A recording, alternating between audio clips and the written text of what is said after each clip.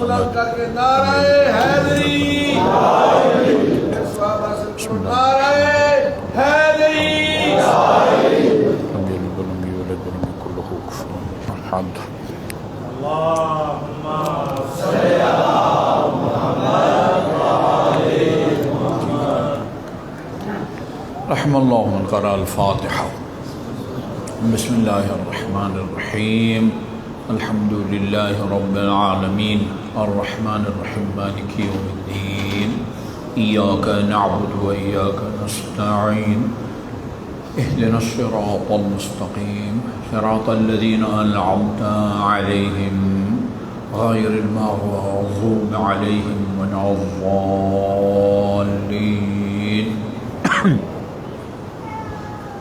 بسم الله الرحمن الرحيم، هو الله أحد الله الصمد، لم يلد ولم يولد ولم يكن له كفوا أحد۔ بسم الله الرحمن الرحيم، هو الله أحد الله الصمد، لم يلد ولم يولد ولم يكن له كفوا أحد۔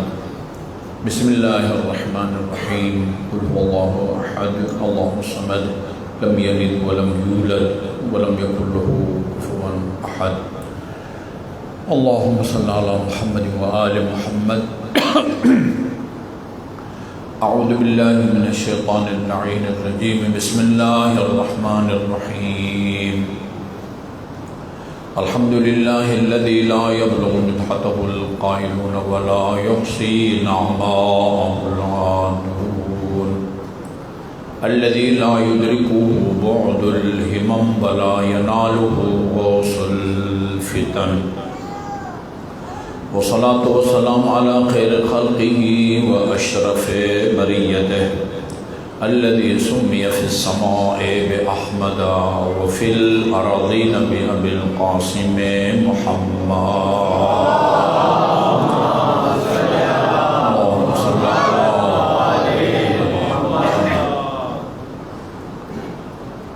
وعلى أهل بيته الطيبين الطاهرين الذين أذهب الله عنهم الرجس وطهرهم تطهيرا۔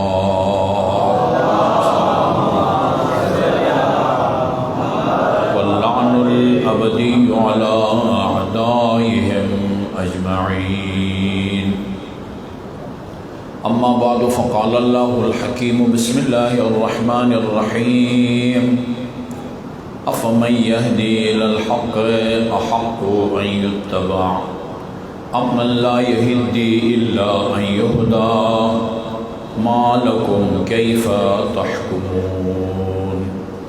درود بھیجیے محمد وآل محمد۔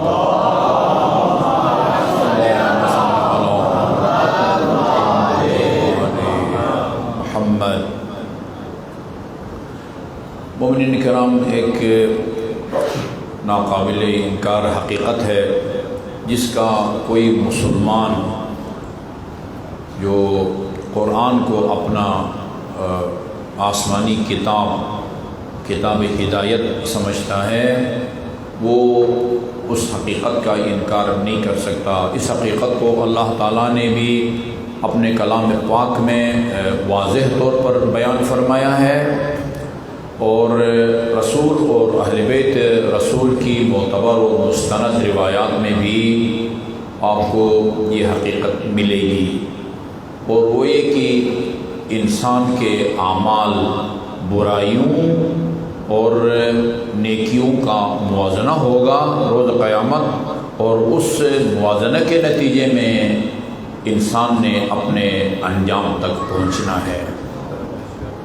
سورہ طارق میں اللہ تعالیٰ نے فرمایا ہے، والوزن یومئذ الحق، روز قیامت اعمال کا تلنا برحق ہے۔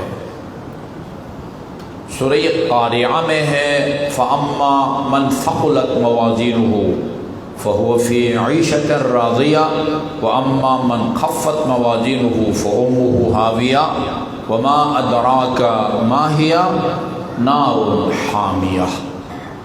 یہ قرآن میں اللہ نے واضح طور پر بیان فرمایا ہے کہ اعمال تلیں گے۔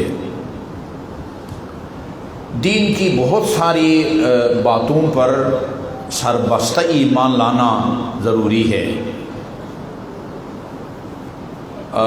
ہمارے جو فہم یا وہ تعقل کا جو دائرہ کار ہے وہ محدود ہے. ان حقائق کو گہرائی میں جا کے ہم نہیں سمجھ سکتے. سربستہ طور پر ایمان لانا یہ ہماری ذمہ داری ہے. خدا کو بھی ہم نے اس طرح نہیں پہچانا جیسا وہ ہے. کیوں؟ خدا لامحدود ہے. خدا جو کہ عین علم ہے وہ لامحدود ہے. خدا جو عین قدرت ہے وہ لامحدود ہے. خدا جو عین حیات ہے وہ لامحدود ہے. یہ میں سمجھتا ہوں کہ یہ لقمہ اتنا جو ہے نا آپ کا دلیا کی طرح وہ اتنا زود ہضم نہیں ہے کہ خدا کا علم، خدا کی قدرت، لیکن مسلمات مکتب تشیع میں سے، مکتب تشیع کے قابل فخر امتیازات میں سے ہے. یہ جو میں آپ کو آپ کی خدمت میں عرض کر رہا ہوں نا، خدا کی دو قسم کی صفتیں ہیں. ان دو قسم کی صفتوں کو امیر المومنین نے صرف ارسطو پتنی یا ابو علی سینا کے لیے بیان نہیں کیا ہے، یہ گجرات کے مومنین کے لیے بھی بیان کیا ہے. ہم نے سمجھنا ہے واجب ہے کہ امیر مومنین کے کلام کو. یہ اور بات ہے، ہماری بدقسمتی ہے کہ ہمارا خاتمہ بگاڑ دیا گیا ہے اور ہمیں اس قابل نہیں چھوڑا گیا کہ ہم علی کے پہلے خطبے کو سمجھ سکیں. ہم صرف خیبر، خندق، بدر اور حنین کو سمجھ سکتے ہیں، بس علی کا خطبہ ہم نہیں سمجھ سکتے. علی نے بیان فرمایا ہے تو اس کو ہم نے سمجھنا ہے. خدا کی صفات دو قسم کی ہیں، صفات ذات، صفات فعل. اتنا آسان کر کے بتاؤں گا، زندگی بھر نہیں بھولیں گے آپ. ٹھیک ہے جی.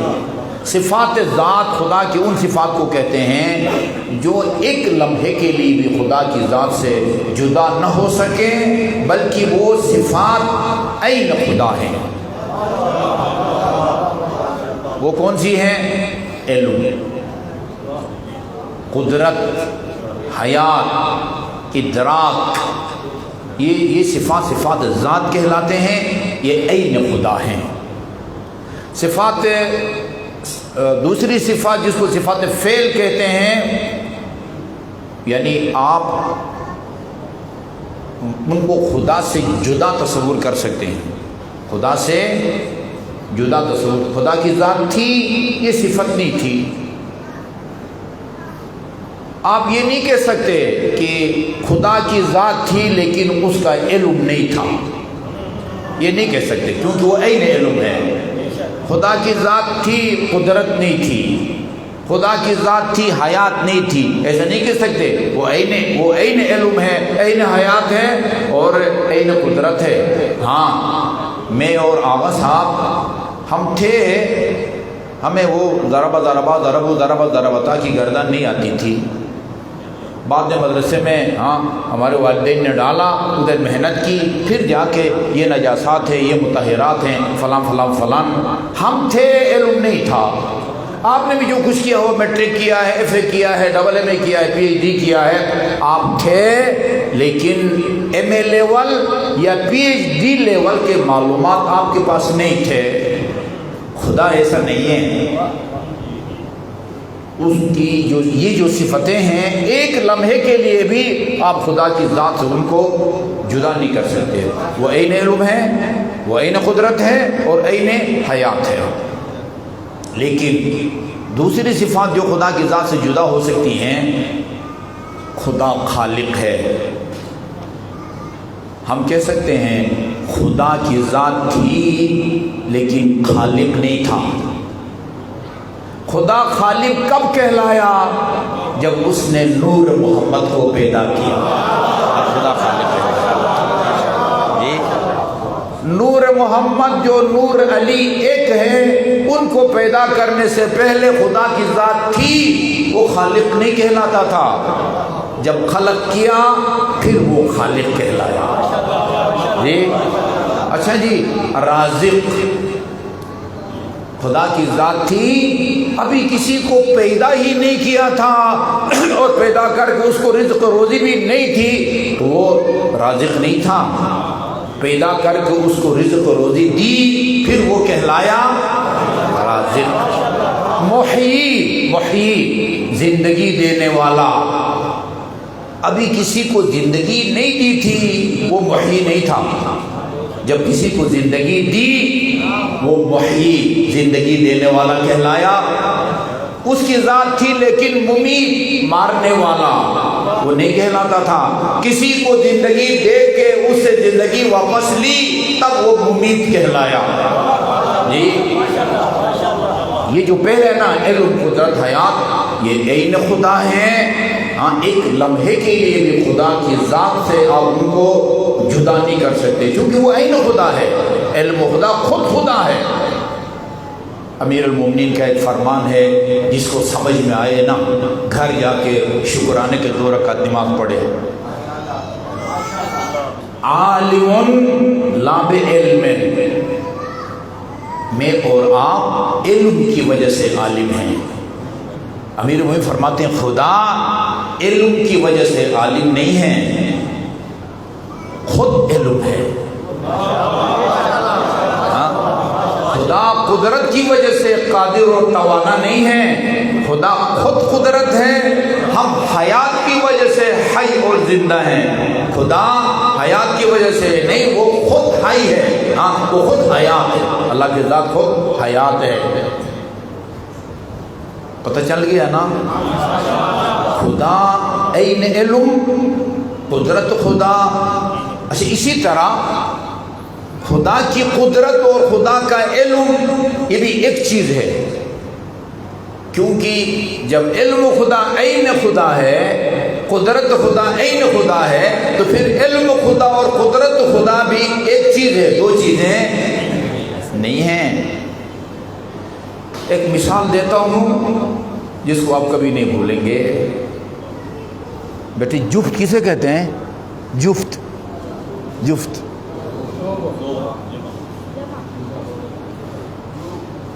جو 2 برابر تقسیم ہو سکے اس کو جفت کہتے ہیں.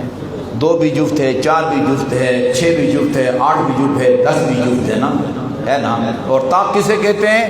جو 2 برابر تقسیم نہ ہو سکے، 3 5 7 9 11 13 15 وغیرہ وغیرہ. اچھا ان سے پوچھتے ہیں نا جو ہماری لائیو کر رہے ہیں، 4 کسے کہتے ہیں؟ 4 کس کو کہتے ہیں؟ 4 کی تعریف کریں آپ ذرا. نہیں میں 4 بھی جفت کی بات نہیں کر رہا ہوں. یہ 4 جو فگر ہے نا وہ کسے کہتے ہیں؟ آپ کہتے ہیں ایک عدد ہے جو 3 اور 5 کے درمیان میں ہے نا، یہی کہہ سکتے ہیں نا. 2 ایک عدد ہے 1 اور 3 کے درمیان، اس کو 2 کہتے ہیں. ایک عدد فگر ہے 5 اور 3 کے درمیان، اس کو کیا کہتے ہیں؟ 4. جفت کسے کہتے ہیں؟ جو 2 برابر تقسیم ہو سکے. اچھا آپ نے دیکھا 4 کی ڈیفینیشن الگ ہے، لفظی وضاحت الگ ہے، جفت کی الگ ہے، لیکن ذہن کے باہر جو 4 ہے وہی جفت ہے، جو جفت ہے وہی 4 ہے. ٹھیک ہے جی. اللہ اس کا ایک تصور ہے لیکن علم اس کا تصور اور ہے.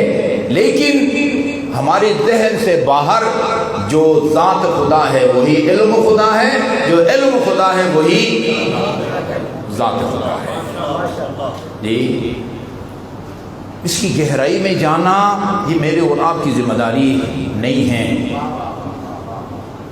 یہ ایک روایت کافی علماء کرام سے میں نے سنی ہے، آپ بھی سنتے رہتے ہوں. میں نے ابھی تک اس کی سند کے بارے میں کوئی تحقیق نہیں کی کہ رسول خدا نے امیر المومنین سے فرمایا یا علی ما عرف اللہ الا انا وانت، خدا کو یا میں نے پہچانا ہے یا تو نے پہچانا ہے. وما عرفنی الا اللہ وانت، مجھے میری حقیقت محمدی کو یا خدا نے پہچانا ہے یا تو نے وما عرفک الا اللہ انا، اور تجھے یا خدا نے پہچانا ہے یا میں نے پہچانا ہے۔ کیوں؟ خدا لا محدود ہے، ٹھیک ہے نا؟ خدا کا میرے اور آپ کے سمجھ سے باہر ہونا یہ قابل فہم ہے۔ خدا جو کہ این علم، این قدرت، این حیات ہے، وہ لامحدود ہے۔ ہم جتنے بھی مغز متفکر ہوں، کتنے بھی ذہین اور پرلے درجے کے ہوشیار ہوں، ہماری عقل سوچ کا دائرہ کار محدود ہے، کبھی بھی محدود لامحدود کا احاطہ نہیں کر سکتا، ہمارے فہم سے بالاتر ہے۔ کہ علی اور محمد کی ذات کو سمجھنا وہ بھی ہمارے پاس سے باہر ہے۔ یہ کیوں علی کو میں اور آپ نہیں سمجھ سکتے؟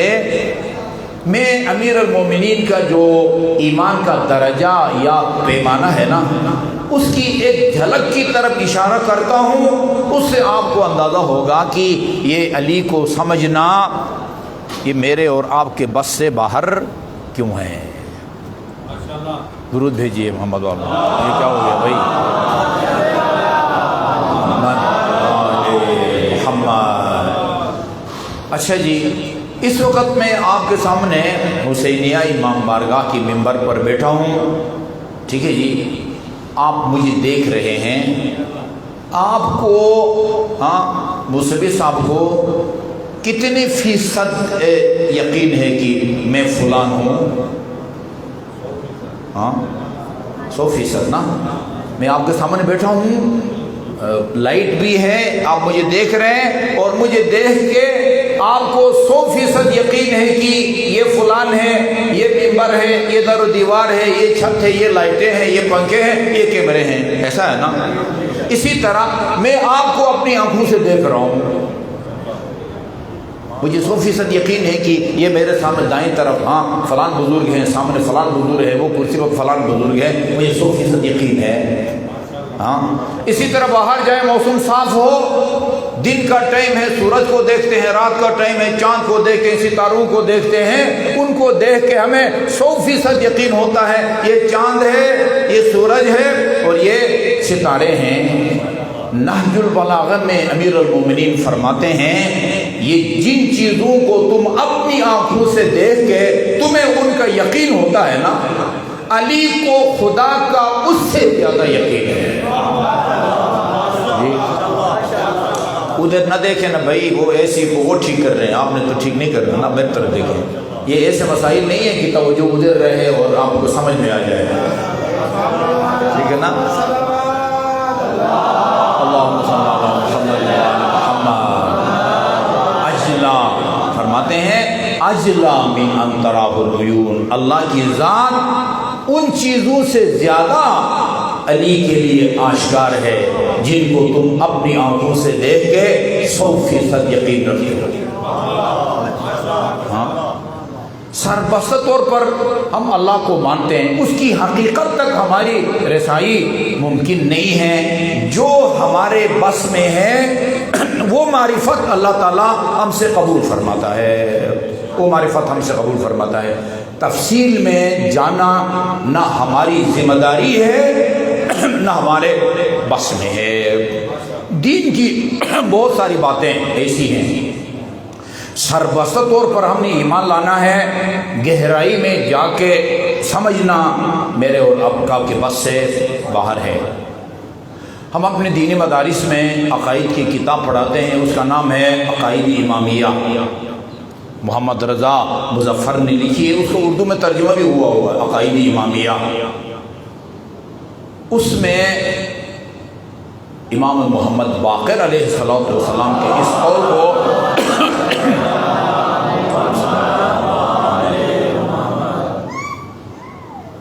کتاب لکھنے والے نے اپنے متن کا حصہ بنا دیا ہے، امام محمد باقر کے اس قول کو۔ فرماتے ہیں، توجہ سے سنیے گا، فرماتے ہیں دیکھو خدا دکھائی نہیں دے سکتا، نہ دنیا میں نہ آخرت میں۔ اہل سنت، تمام اہل سنت برادران، ان کا عقیدہ ہے کہ روز قیامت اللہ تعالیٰ نظر آئے گا، معراج کے سفر میں آن حضرت نے اللہ کو دیکھا نہیں دیکھا، ان کا آپس میں اختلاف ہے۔ میں تو بیٹھا ہوں نا، بڑی تفصیل کے ساتھ بحث ہوئی ہے۔ اہل حدیث کے مولانا تھے ہماری میٹنگ میں، انہوں نے کہا کہ آن حضرت نے معراج کے سفر میں خدا کو نہیں دیکھا، باقی دیوبندی اور کیا کہتے ہیں بریلوی علماء نے کہا نہیں دیکھا ہے، رسول خدا نے دیکھا ہے۔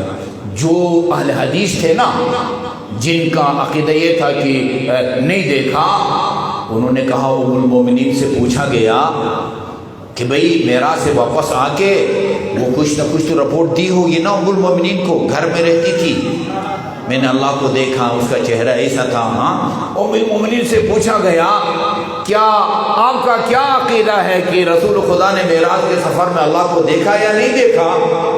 ام المومنین نے فرمایا مجھے تعجب ہوتا ہے ان لوگوں پر جو کہتے ہیں آن حضرت نے آسمانوں میں اللہ تعالیٰ کو دیکھا ہے۔ انہوں نے قرآن کی یہ آیت نہیں پڑھی، لا تدرکہ الابصار، کوئی آنکھ خدا کو نہیں دیکھ سکتی، وہ یدرک الابصار، وہ آپ کی نگاہوں پر اس نے نظر رکھا ہوا ہے۔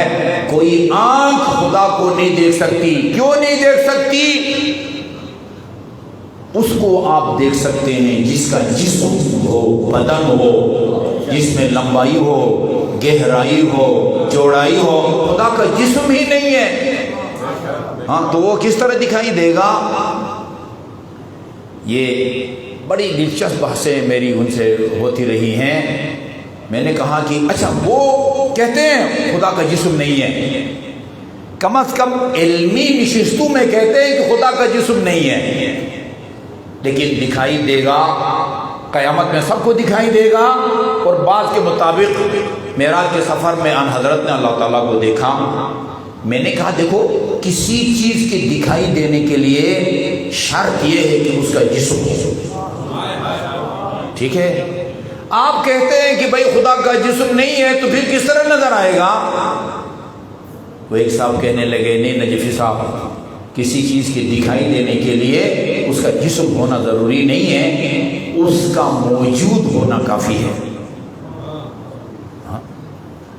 اس کا جسم ہونا ضروری نہیں ہے، اس کا موجود ہونا کافی ہے۔ اچھا، میں نے کہا ہم مسلمان ہیں، غیب پر ایمان رکھتے ہیں، ہم عقل رکھتے ہیں یا نہیں رکھتے؟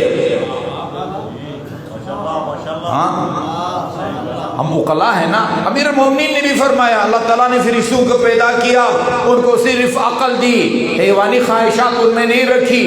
مال مویشی کو پیدا کیا، ان میں حیوانی خواہشات کو رکھا، لڑنا بھیڑنا، کھانا پینا، غصہ آنا، جنسی خواہش وغیرہ، ان کو عقل نہیں دی۔ وخلق الانسان ورکب فیہ العقل والشہوہ، انسان کو پیدا کر کے وہ عقل بھی دی جو فرشتوں کو دی تھی، اور وہ حیوانی خواہشات بھی رکھتی انسان کے اندر۔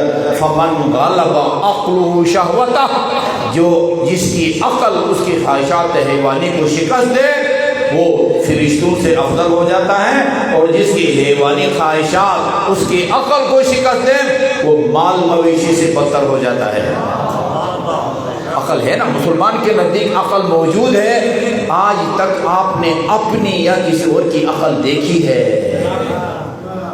اگر دکھائی دینے کے لیے موجود ہونا کافی ہوتا، عقل بھی دکھائی دیتی۔ بھئی روح، ایک غیب کا منکر کمیونسٹ وہ کہتا ہے کہ روح نامی کوئی چیز نہیں ہے، جو کچھ ہے یہی ظاہری بدن ہے، خون ہے، ہڈیاں ہیں، پٹھے ہیں، خلیے ہیں وغیرہ وغیرہ، لیکن ہم الحمدللہ روح کے قائل ہیں۔ کہتے ہیں فلان کی روح قفس انصری سے پرواز کر گئی، ہمارے سامنے وہ آخری ہچھی لے کے دم توڑتا ہے، ہم نے تو اس کے جسم کے کسی حصے سے کوئی نیلی پیلی چیز روح نام کی نکلتے ہوئے ہم نے نہیں دیکھا۔ اگر موجود ہونا دکھائی دینے کے لیے کافی ہوتا، روح بھی نظر آتی، عقل بھی نظر آتی۔ جی بھئی، یہ کشیش ثقل کو کسی نے دیکھا ہے؟ نہیں دیکھا نا۔ وہ کیا نام تھا جس نے سب سے پہلے کشیش ثقل کا انکشاف کیا؟ ہاں، نیوٹن۔ بھئی وہ سیب کے درخت کے نیچے بیٹھ کے سائے میں مطالعہ کرتا ہے، ایک سیب وہ اوپر ٹہنی سے جدا ہوتا ہے، اور جدا ہونے کے بعد اوپر بھی نہیں جاتا، ہاں دائیں بائیں بھی نہیں جاتا، ایسی فضا میں معلق بھی نہیں رہتا، نیچے آتا ہے۔ وہاں سے اس نے اندازہ لگایا زمین میں کشش ثقل ہے جو نظر بھئی ہے تو نظر آئے نا۔ اگر دکھائی دینے کے لیے موجود ہونا کافی ہو، عقل کو بھی دکھائی دینی چاہیے، روح کو بھی دکھائی دینا چاہیے، فرشتہ کو بھی دکھائی دینا چاہیے، ہاں کشش ثقل کو بھی دکھائی دینی چاہیے۔ اس کا مطلب یہ ہے کہ جب تک جسم نہ ہو تو آپ اس کو نہیں دیکھ سکتے۔ خدا کا نہ دنیا میں جسم ہے نہ آخرت میں جسم ہے، نہیں آ سکتا۔ امام فرماتے ہیں دیکھو خدا وہ تمہیں دکھائی نہیں دے سکتا، مگر تم ہماری دعاؤں کو پڑھ کے، ہمارے خطبوں کو پڑھ کے، ہاں اصول کافی میں امام جعفر صادق علیہ السلام کے خطبوں کو پڑھ کے، سید سجاد کے صحیفہ سجادیہ کو پڑھ کے تم نے اپنے ذہن میں خدا کا ایک تصور کر رکھا ہے نا۔ ہم میں سے ہر ایک نے اپنے معلومات کے مطابق خدا کا ایک تصور کر رکھا ہے نا۔ یہ جو آپ کو میں نے بتایا یہ فلاں فلاں صفات ثبوتیہ ہے، یہ سلبیہ ہے، یہ عین ذات ہیں، یہ زائد برذات ہیں، یہ صفتیں خدا سے جدا نہیں ہوتی، یہ صفتیں خدا سے جدا ہو سکتی ہیں۔ ان کو سن کے پڑھ کے تم نے ایک تصور کیا ہوگا یقیناً اللہ تعالیٰ کا، لیکن فرماتے ہیں کلما توہمتموہ بے ادب کے معنی ہے، جتنی بھی گہرائی میں جا کے خدا کا تم تصور کرو وہ خدا نہیں ہے۔ فَهُوَ مَخْلُوقٌ لَكُمْ مَرْدُودٌ إِلَيْكُمْ، وہ تمہاری عقل کی پیداوار ہے، خدا کی ذات تمہارے فہم سے بہت بالا تر ہے۔ ٹھیک ہے جی، سربستہ ایمان لانا کافی ہے، سربستہ۔ اچھا یہاں تک ہم کس لیے پہنچ گئے؟ والمیزان حق، اعمال کا تلنا برحق ہے، لیکن کس طرح تلیں گے اس کو تفصیل کے ساتھ ڈیٹیل میں جا کے سمجھنا نہ میرے اور آپ کے بس میں ہے، نہ اس کو سمجھنا ہماری ذمہ داری ہے۔ اتنا سمجھے کہ روز قیامت نیکیوں کا برائیوں کا موازنہ ہوگا، جس کا پلہ بھاری ہوگا اس کے مطابق، اگر نیکیوں کا پلہ بھاری ہے فَلَهُ عِيشَةٌ رَاضِيَةٌ، ایسی زندگی اس کو نصیب ہوگی جس پر وہ راضی ہوگا، اور جس کا برائیوں کا پلہ بھاری ہوگا نیکیوں کا ہلکا، فَأُمُّهُ هَاوِيَةٌ، اس کا ٹھکانہ ہاویہ ہوگا۔ وَمَا أَدْرَاكَ مَا هِيَ، تمہیں کیا پتہ ہاویہ کیا چیز ہے؟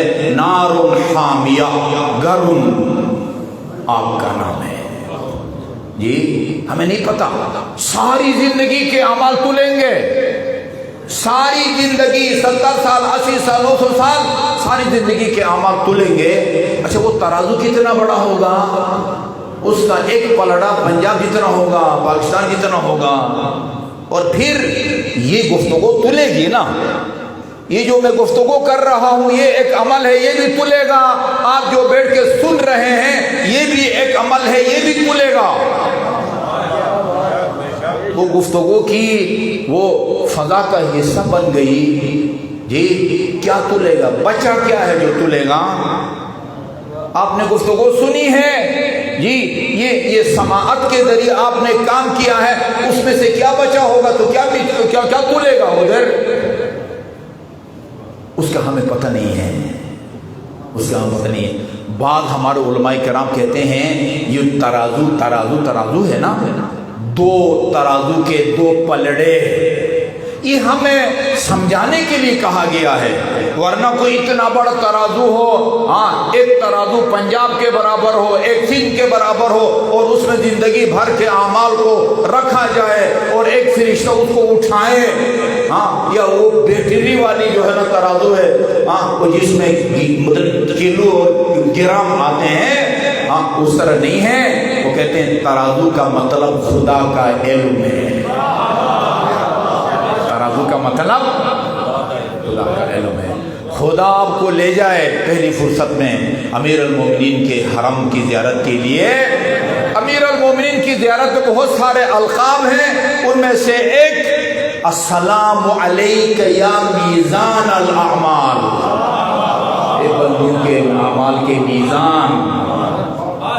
ہم تفصیل میں نہیں جا سکتے، میری گفتگو تلے گی ذرہ برابر شک کی گنجائش نہیں ہے میری گفتگو تلے گی، یہ میری گفتگو حق اور سچ ہے، یعنی قرآن اور اہل بیت کے اقوال کے مطابق ہے، یہ میری گفتگو نیکیوں والے پلڑے میں رکھی جائے گی۔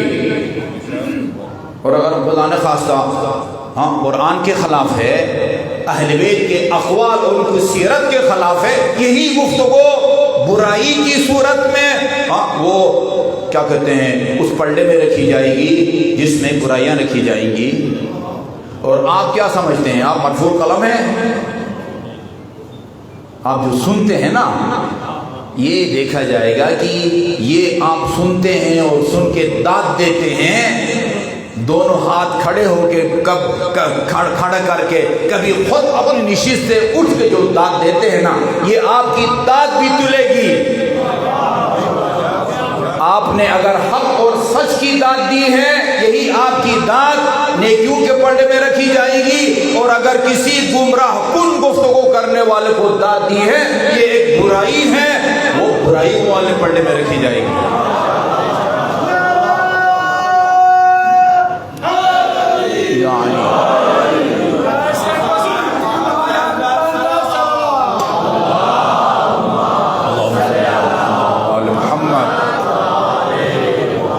قرآنی آیات جو ہے نا، وہ تلاوت کر کے صرف مرحوم کی روح کے لیے ہدیہ کرنے کے لیے نہیں ہے۔ تعاونوا علی البر والتقوی، یہ کوئی روایت بھی نہیں ہے کہ آپ کہیں پتہ اس کا راوی کون ہے، شیعہ تھا، سنی تھا، سچ بولتا تھا، جھوٹ بولتا تھا۔ ہمارے علماء اس کے مطابق اگر کنفرم ہو کہ ایک راوی تھا سنی لیکن جھوٹ نہیں بولتا تھا، اس کی روایت کو لیتے ہیں ہمارے علماء۔ روایت کے بارے میں تو یہ سوال پیدا ہوتا ہے کہ اس کے راوی سچ تھے، جھوٹ تھے، شیعہ تھے، سنی تھے۔ اور بھائی قرآن کی ایک ایک آیت کے ماتھے پر لکھا ہوا ہے ذالک الکتاب لا ریب فیہ، تعاونوا علی البر والتقوی، نیکی کے کام میں، تقوی والے کاموں میں تعاون کرو، ولا تعاونوا علی الاثم والعدوان، اگر کوئی گناہ کر رہا ہے یا کسی پر ظلم اور ستم ڈھا رہا ہے اس کے ساتھ تعاون مت کرو۔ جی غلط گفتگو کرنا، گمراہ کن گفتگو کرنا فعل حرام ہے، اور گمراہ کن گفتگو کرنے والے کو داد دینا یہ بھی تعاون علی الاثم کے زمرے میں آتا ہے، اور بدترین گناہ ہے۔ کسی کو گمراہ کرنا بھی بدترین گناہ ہے، اور گمراہ کرنے والے کو داد دینا یہ بھی اگر آپ نے صحیح گفتگو کرنے والے کی کو داد دی ہے، یہ آپ کا داد کا عمل نیکیوں والے پلڑے میں رکھا جائے گا، اور اگر غلط گفتگو کرنے والے کا عقیدہ بگاڑنے والے کو اس میں رکھا ہے تو آپ کا یہی داد کا عمل کدھر رکھا جائے گا؟ برائیوں کے پلڑے میں۔ اچھا جی، مجلس میں کیا ہوتا ہے؟ ایک پڑھنے والا ہوتا ہے، ایک سننے والا ہوتا ہے، اور ان دونوں سے پہلے بانی ہوتا ہے۔ بانی مجلس کا اہتمام کرے گا تو پھر کسی کو بلائیں گے نا ڈوڈیال سے یا اسلام آباد سے، تب سامعین آئیں گے، تب پڑھنے والا آئے گا نا۔ وہ کوئی مجلس کے اخراجات برداشت کرنے والا بانی نے اگر کسی مصلح کو بلایا ہے، آپ کی عقیدہ کو درست کرنے والے کو بلایا ہے، آپ کو آپ کی شرعی ذمہ داریوں کی طرف متوجہ کرنے والے کو بلایا ہے، بانی کا یہ عمل نیکیوں کے پلڑے میں رکھا جائے گا جی۔ اور اگر کسی گمراہ کن کو بلایا ہے، کل پتہ نہیں میں نے عرض کیا تھا، میں نے خود کانوں سے سنا، ایک بندہ کہتا ہے میں نے پورے قرآن میں کو آیات کو چھان مارا ہے، اللہ تعالیٰ نے قرآن میں نماز پڑھنے والے پر لعنت بھیجی ہے۔ اس کو بلائیں گے تو یہ اس کو بلانا، یہ آپ کا عمل نیکیوں کے پلڑے میں رکھا جائے گا؟ میں نے خود سنا ہے، وہ کہتے ہیں اللہ تعالیٰ کو حضرت عباس نے پیدا کیا ہے۔ یہ تو کوئی کسی مینٹل ہسپتال میں زیر علاج پاگل بھی نہیں کہہ سکتا یہ بات۔ حضرت عباس کے والد گرامی علی کو اللہ نے پیدا کیا ہے، اور اللہ کو علی کے بیٹے نے پیدا کیا۔ یہ پاگلوں والی باتیں ہیں، پاگلوں والی، یہی تو ہماری بدنامی کے باعث بن رہے ہیں۔ انہی کی وجہ سے تو ہم کو کافر کہا جا رہا ہے، انہی کی وجہ سے تو ہم کو مرتد کہا جا رہا ہے۔ ابھی گاڑی میں آتے وقت میرے بزرگوں عزیزوں ایک کلپ سنی ہے، میں نقل کفر کے طور پر بھی بیان نہیں کر سکتا، وہ حرکت سرائی کر رہا ہے بندے خدا، اور لوگ اٹھ اٹھ کے اس کو جو ہے نا وہ داد دیتے ہیں۔ ایسے آدمی کو اگر بانی بلائے گا، یہ اس کو بلانا، مجلس کا اہتمام کرنا اتنے لوگوں کی گمراہی کا باعث بن رہا ہے۔ لوگوں کو گمراہ کرنا یہ وہ گناہ ہے جو قابل بخشش بھی نہیں ہے، قابل بخشش نہیں ہے۔ ایک شخص نے غالباً بنی اسرائیل کا زمانہ تھا، وہ کوئی جائز کاروبار شروع کیا، اس کو نقصان ہو گیا کاروبار میں۔ پھر اس نے سوچا ہے بھائی یہ اس نے بہت محنت کی ہے، کوئی پرافٹ خاص جو ہے نا وہ نہیں ملا، وہ کوئی ناجائز کاروبار کرتے ہیں۔ ناجائز کاروبار کے نمونہ آپ سے بہتر جانتے ہیں، حرام گوشت کا گوشت بیچا، یہ پتہ نہیں منشیات کا کاروبار کیا وغیرہ وغیرہ، سودی کاروبار، مثلا پیسہ اور کچھ بھی نہیں، اس کا بہت پیسہ ہے، 1 لاکھ دیا پتہ نہیں 1.25 لاکھ وصول کیا، 2 لاکھ دیا پتہ نہیں 2.5 لاکھ وصول کیا، سودی کاروبار ہے نا۔ اچھا اس میں بھی نقصان ہو گیا۔ شیطان نے اللہ کو چیلنج کیا ہوا ہے، جب آدم کے لیے سجدہ نہ کرنے کی پاداش میں جنت سے نکالا نا، کہا یہ دیکھو یہ جس آدم کے لیے سجدہ نہ کرنے کی پاداش میں سزا کے طور پر تجھے جنت میں مجھے نکالا ہے نا، میں تیرے صراط مستقیم کے اوپر بیچ چوراہے کے کھڑے ہو کے اسی آدم کے اولاد کو گمراہ کروں گا، پیش نماز کو محراب عبادت میں گمراہ کروں گا، خطیب کو ممبر پر گمراہ کروں گا، دکاندار کو مارکیٹ میں گمراہ کروں گا، سرکاری وہ اتنے افسروں کو دفاتر میں گمراہ کروں گا۔ روایات میں ہے جس طرح آپ کی رگوں میں خون دوڑتا ہے نا، اس کو اتنے اللہ تعالیٰ نے اختیارات دی، دل و دماغ کے اندر وہ اثر انداز ہوتا ہے۔ وہ شیطان نے جب دیکھا کہ اس نے جائز کاروبار بھی کر لیا، نقصان ہوا، ناجائز کاروبار بھی، اس کو اچھا موقع ہے اس کو گمراہ کرنے کا، طاق میں رہتا ہے ہمیشہ، طاق میں۔ اسے جا کے کہا تم نے دونوں قسم کے کاروبار کر کے دیکھ لیا نا، جائز میں بھی تمہیں نقصان ہو گیا، ناجائز میں تمہیں ایک انتہائی پرکشش کاروبار بتاتا ہوں جس میں فائدہ ہی فائدہ ہے، نقصان کا تو تصور ہی نہ کرو۔ کیا کروں بھائی؟ کہا ایک نیا دین ایجاد کرو، ایسا دین کہ جس پر عمل کر کے جنت میں جانا آسان ہو۔ اس نے نئے دین کے اپنے مریدین کو جمع کیا اور وہ نئے دین کا اعلان کر دیا۔ لائن لگ گئی مریدوں کی، پیسے کی ریل پہ اس کو سنبھالا نہیں گیا اس سے پیسہ۔ اس کو پھر خیال آیا، خیر مسلمان تھا، خدا رسول قیامت قبر دوزخ جمع، پشیمان ہو گیا، پشیمان ہو گیا۔ پھر سب کو جمع کیا اور سب کو جمع کر کے اعلان کیا، دیکھو بھائی یہ جو میں نے دین کا، جس نئے دین آسان دین کا تعارف کرایا تھا وہ میرا من گھڑت تھا، اصل دین وہی ہے جس پر تم پہلے عمل کرتے تھے۔ لوگوں نے کہا نہیں یوں بات والا ٹھیک ہے۔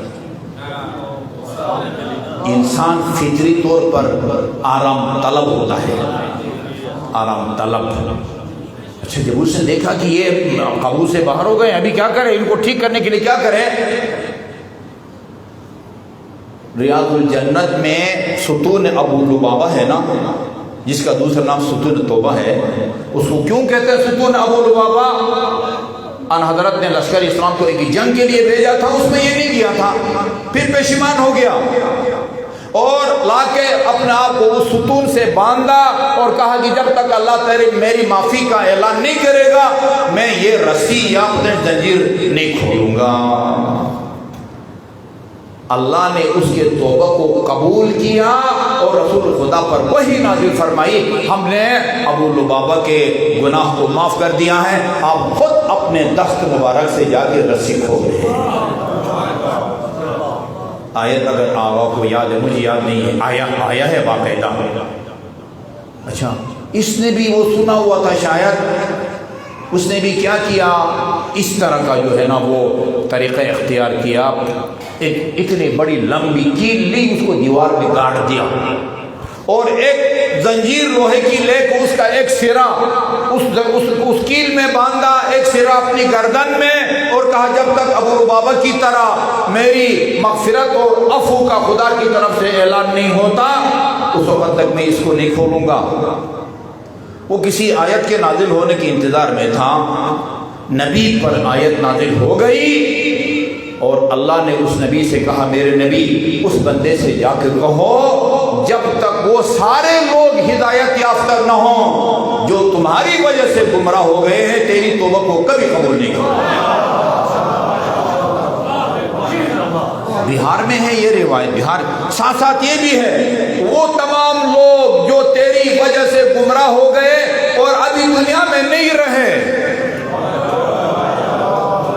یہ لاہور میں فیار کٹی تھی نا جامع منتظر میں، دو پاکستان کے ٹاپ کے پنجاب کے خطبہ، ان کی آواز بھی محفوظ ہے، انگوٹھے بھی محفوظ ہیں، ہم آئندہ اس طرح کی گمراہ کن گفتگو نہیں کریں گے، مراجع کے خلاف نہیں بولیں گے، کیسٹیں بھر بھر کے تقسیم کریں گے تاکہ اگر ہماری تقریروں سے کوئی گمراہ ہوا ہے وہ ٹھیک ہو جائیں گے، اور جو تمہاری تقریریں سن کے گمراہ ہو کے مر گئے ان کا کیا کرو گے؟ برزخ میں جا کے ان کو ٹھیک کرو گے؟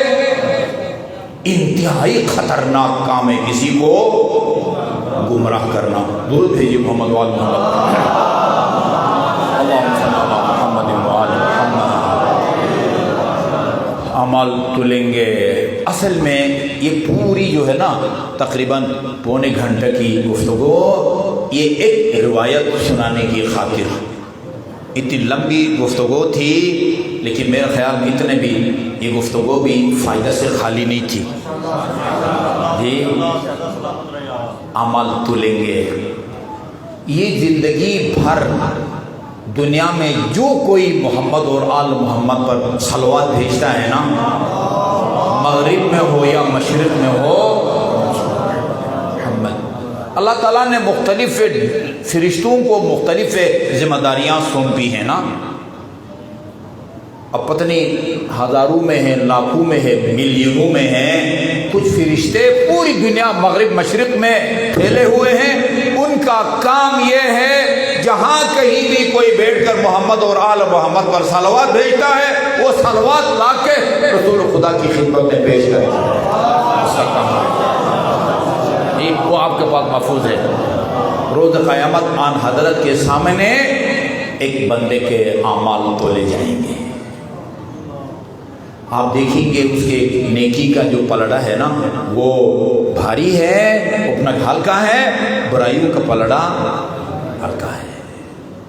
آپ آگے بھی پڑھیں گے اور اس بندے خدا کے صلوات کا جو ثواب آن حضرت کے پاس محفوظ ہوگا، وہ چند ایک صلوات یا اس کا ثواب اس کی نیکی والے پلڑے میں رکھیں گے، وہ برائی کا پلڑا اٹھنا شروع ہو جائے گا اور نیکی کا پلڑا زمین پر بیٹھنا شروع ہو جائے گا۔ اسی وجہ ہے بہار الانوار کی جلد نمبر 91 میں ہے اسقل الاعمال عند اللہ الصلاۃ علی محمد وآل محمد، خدا کے نزدیک سب سے وزنی عمل محمد اور آل محمد پر صلوات بھیجنا ہے۔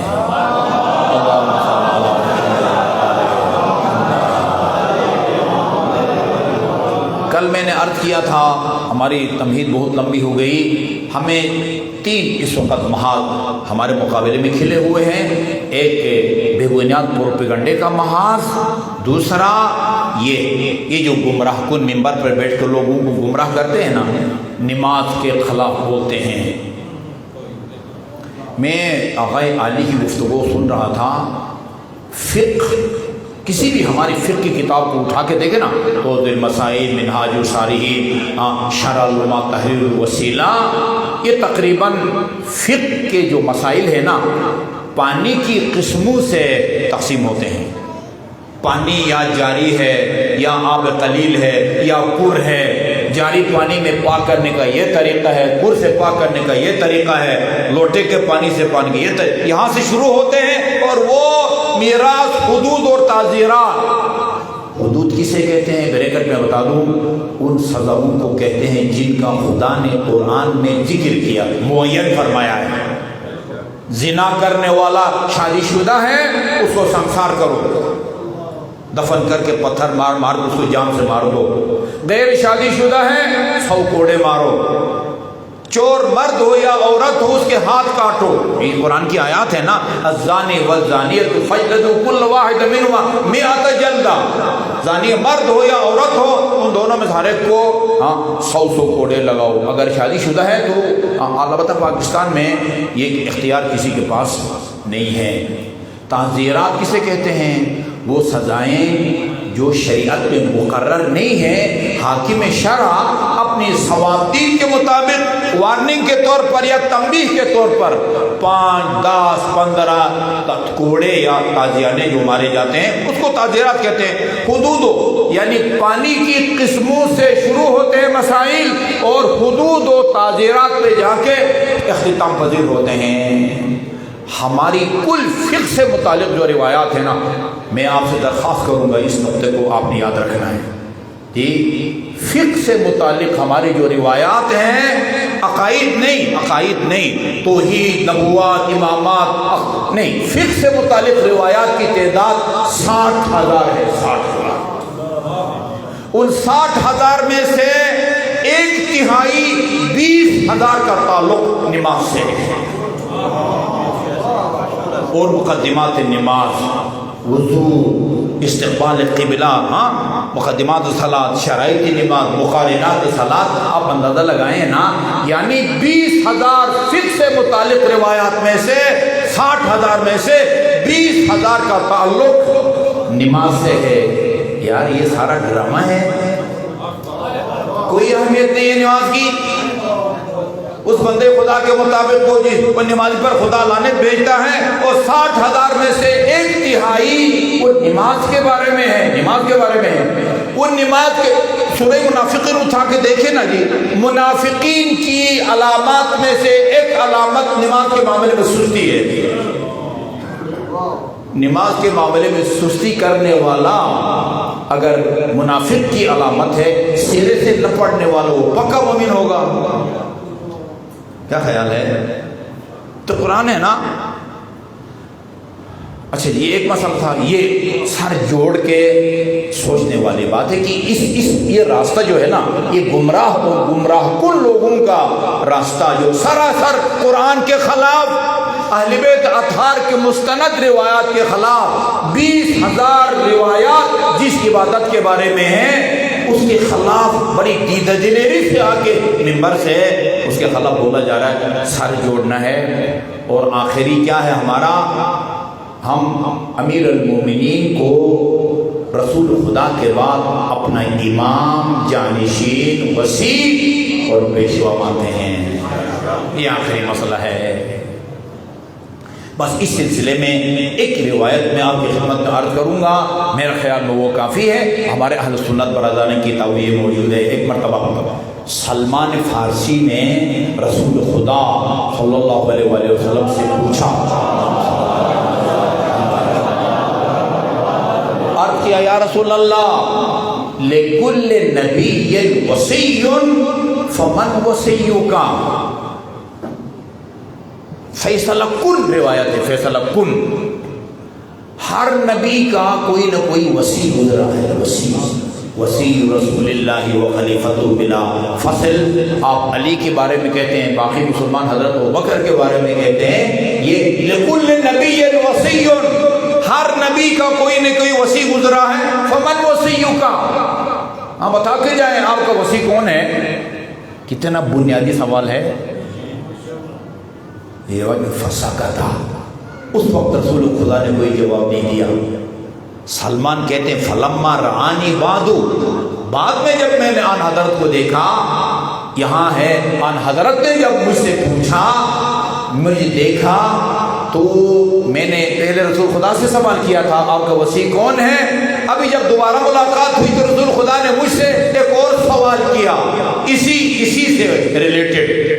کہا سلمان اتدری، تمہیں معلوم ہے کہ حضرت موسیٰ کا وصی کون تھا؟ میں نے کہا ہاں یوشع بن نون تھا. میں دسمبر میں زیارات کے لیے گیا تھا کاظمین میں. حرم امام موسیٰ کاظم امام محمد تقی کے بالکل نزدیک 1 کلومیٹر شاید فاصلہ ہے. وہ جناب یوشع بن نون کا مزار ہے, زیارت ہے ان کی. یوشع بن نون, میں نے کہا حضرت موسیٰ کے وصی کون تھے؟ یوشع بن نون. پھر رسول خدا نے سلمان سے پوچھا اچھا یہ بھی پتہ ہے کہ حضرت موسیٰ کے اور بھی حواری اصحاب تھے, سب کو چھوڑ کے صرف یوشع بن نون کو کیوں اپنا وصی بنایا؟ سلمان کہتے میں نے عرض کیا لِأَنَّهُ كَانَ أَعْلَمَهُمْ, اس لیے کہ یوشع بن نون جو ہے اس کا علم باقی حضرت موسیٰ کے حواری اصحاب سے اس کا علم زیادہ تھا. یہ معیار سلمان کی زبان سے اگلوا کے پھر رسول خدا نے فرمایا فوصی, میرا وصی, وخیر من ترکت بعدی, اور میرے بعد سب سے افضل الذی یقضی دینی, وہ جو میرے قرضے بھی ادا کرے گا, میری امانتوں کو بھی لوٹائے گا, وہ علی بن ابی طالب علیہ السلام ہے.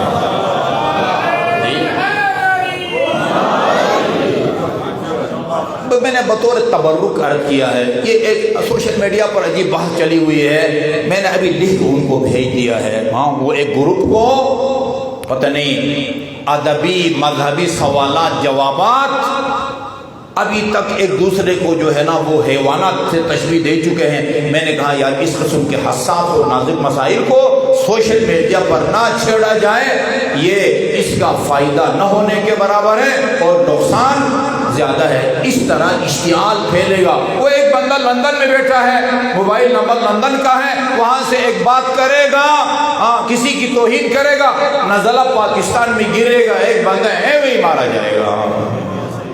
کچھ نہیں کیا اس بیچارے نے. میں نے آپ کا معذرت بہت وقت لیا ہے, توجہ کی ضرورت ہے.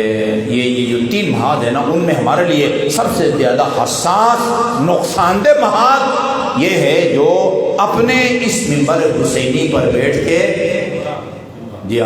تشیع کے خلاف انہوں نے کھولا ہوا ہے. اللہ تعالیٰ سب کو محمد و آل محمد کی طفیل میں ہدایت دے جی, اور ہم سب کو اللہ تعالیٰ احیاء امر اہل بیت کی تعلیمات کو سیکھ کے اور ان کو دنیا میں پھیلانے کی توفیق عطا فرمائے. میرا آج جی چاہتا ہے, بہت سارے مومنین نے دعاؤں کی درخواست کی ہے, مریض ہیں, حاجت مند ہیں, مقروض ہیں. ہاں ایک ایسی ہستی کو ہم آج وسیلہ بنائیں گے جن کے حرم کے صدر دروازے پر لکھا ہوا ہے السلام علیکہ یا باب الحوائج.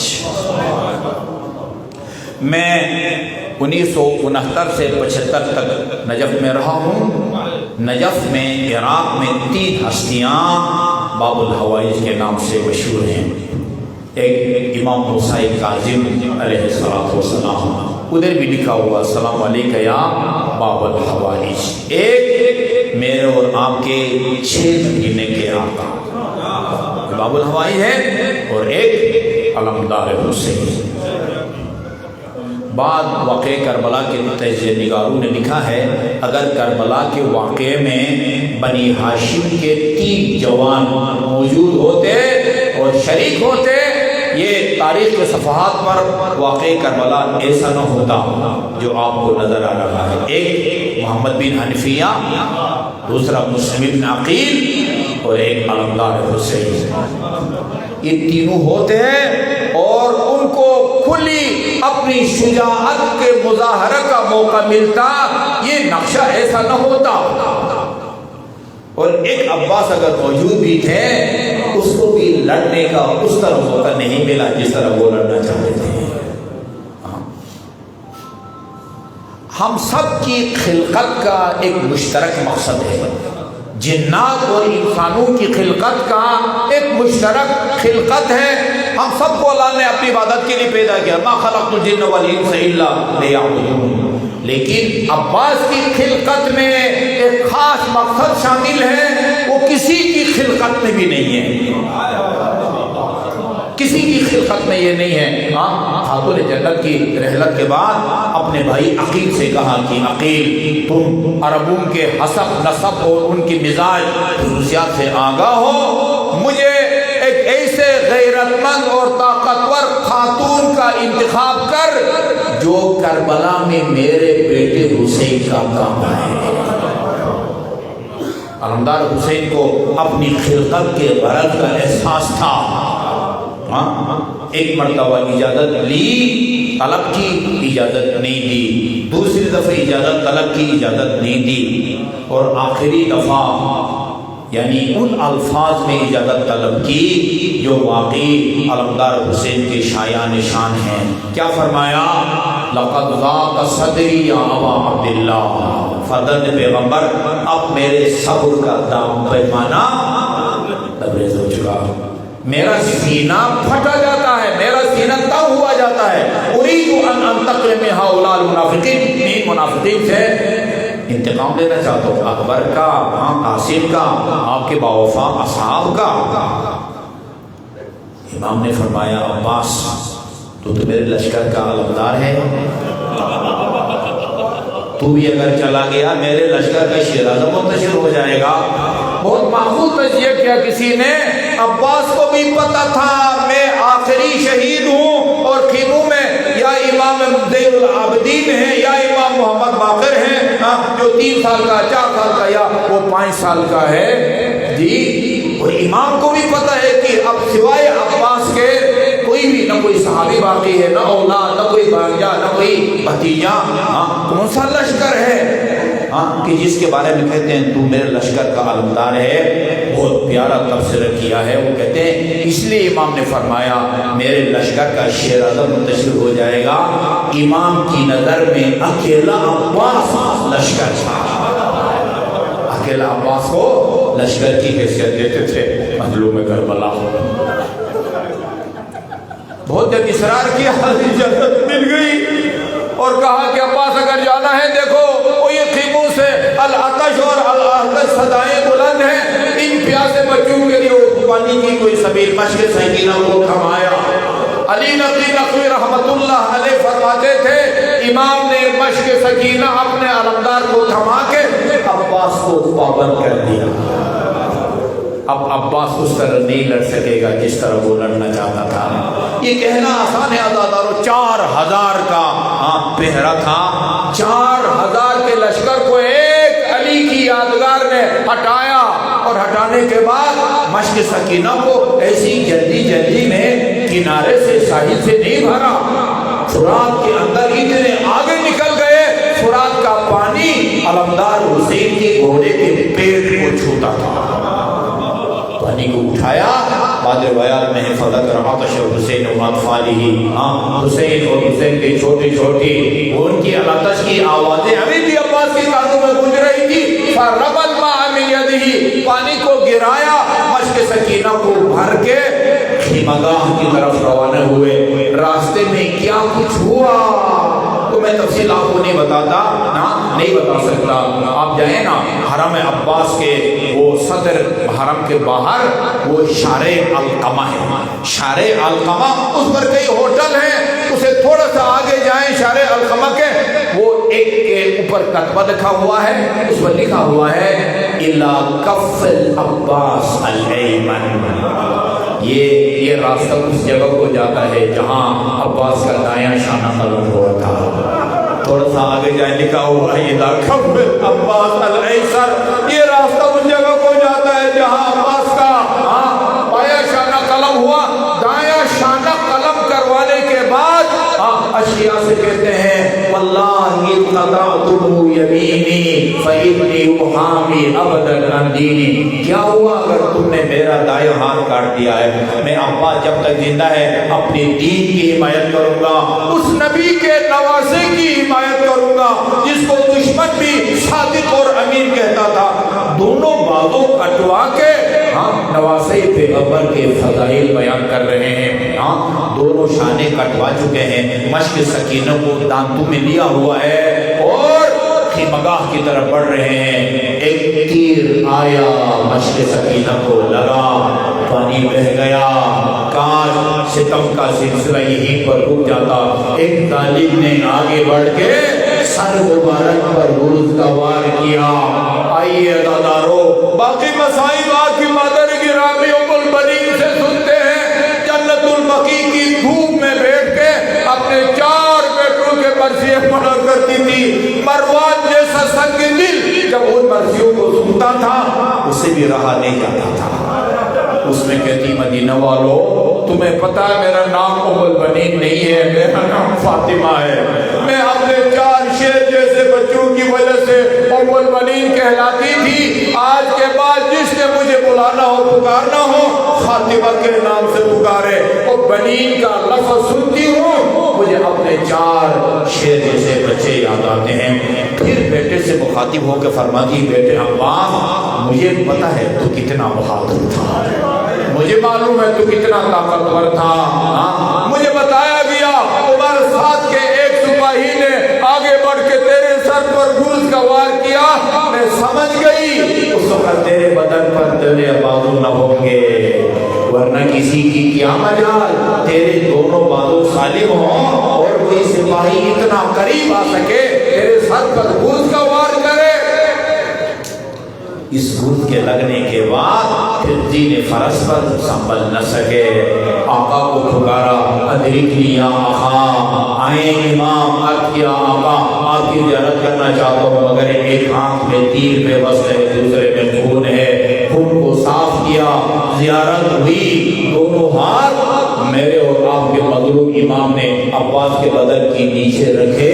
فرمایا آقا کیا کرنے لگے ہیں؟ کہا اور شہداء کی طرح تمہیں خیمگاہ لے جانے کی کوشش کرتا ہوں۔ فرمایا میں آپ کو آپ کی جنت کا مقصد مجھے یہیں رہنے دیجیے، جو آخر سب کو میں لے گیا ہوں۔ کہا میں آپ کی بیٹی سے پانی کا وعدہ کر کے آیا تھا، انی استحی من ابنتک سکینہ۔ ہاں امام نے نہیں اٹھایا، علم کو لے کے امام علیہ السلام آئے۔ اب خدا رحمت کرے عرب شاعر پر، جس نے عباس کے بعد جو کربلا کا منظر تھا نا اس کو پیش کیا ہے میدان کربلا کے بعد۔ الیوم نامت اعین بک لم تنم، اے علمدار حسین آج کے بعد تیری شہادت کے بعد عمر سعد کے سپاہی جو تیرے تصور سے سو نہیں سکتے تھے وہ سکون کی نیند سوئیں گے۔ وَتَفَحَتَتْ أُخْرَى فَأَدْنَ مَنَامُهَا، مگر حسین کے چھوٹے چھوٹے بچے یہ مخدرات عصمت طہارت جو تیرے تصور سے جی رہی تھی آج کے بعد ان کو سونا نصیب نہ ہوگا۔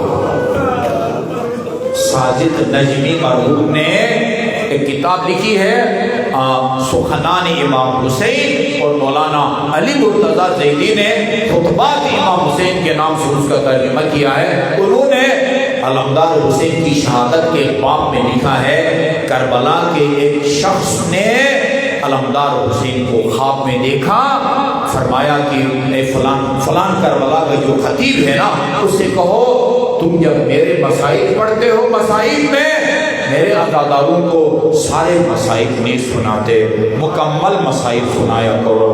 عرض کیا مولا میں کہ میں اسی میں جاتا ہوں، وہ پڑھتے ہیں دایاں شانہ قلم ہو گیا، بایاں شانہ قلم ہو گیا، مشق سکینہ چھن گیا، سر پر گرز کا وار ہوا، اور کون سی مصیبت نہیں پڑھتے؟ کہا اسے جا کے کہو آئندہ جب میرے مسائل پڑھو میرے عزاداروں سے ایک سوال کرو، اور جب کوئی انسان کسی بلندی سے زمین کی طرف آتا ہے، کسی سواری سے پشت سے گرے، طرف سے گرے، کسی پہاڑی سے گرے، بے ساختہ اپنے دونوں ہاتھوں کا سہارا لیتا ہے۔ ادھر تصور کرو جس کے دونوں شانے الگ ہو گئے ہوں، وہ زمین پر گرا ہوگا، کیسے گرا ہوگا؟ لا عفر اللہ سن الدہر ان ضحکت وآل احمد المغمون قد خجروا ولا حول ولا قوة الا بالله العلي العظيم يا محمود بحق محمد ويا اعلى بحق علي ويا فاطر السماوات والارض بحق فاطمة ويا محسن بحق الحسن ويا قديم الانسان بحق الحسين واولاده المعصومين۔ خدا بحق محمد وآل محمد جو مومنین مومنات پریشان حال ان کی پریشانی کو دور فرما، मरीजों को शिफाए कामिल और आजिल अता फरमा। बेरोज़गार मोमिनीन मोमिनात को रिज़्क़ हलाल से मालामाल फरमा। जिन मोमिनीन मोमिनात ने जायज़ कारोबार शुरू कर रखा है, खुसूसन अभी एक बरादर मोमिन गालिबन नाम बोल रहा हूँ, हाशिम शायद बताया था, हाँ अभी उन्होंने नियाज भी तक़सीम की है, कारोबार में बरकत के लिए दुआ की दरख्वास्त की है, इनके कारोबार में बरकत नसीब फरमा। मोहम्मद मोहम्मद हमारे जिन बच्चों ने तलबा या तालिबात ने इम्तिहानात दे रखे हैं, उन्हें नुमायां कामयाबी नसीब फरमा। अज़ादाला ने सैयद शुहदा दुनिया में जहाँ कहीं भी वो सफ़ अज़ा बिछाए हुए हैं, 40 के अयाम में अपने कुदरत कामिला से इनको अपने हिफ्ज़ व अमान में रख। जो मोमिनीन मोमिनात ज़ियारत के आरज़ुमंद हैं, अभी कुछ रुकावटें दरपेश हैं, उन्हें अपने कुदरत कामिला से बरतरफ फरमा और इन्हें इस मुनासिबत से करबला पहुँचने की तौफ़ीक़ नसीब फरमा।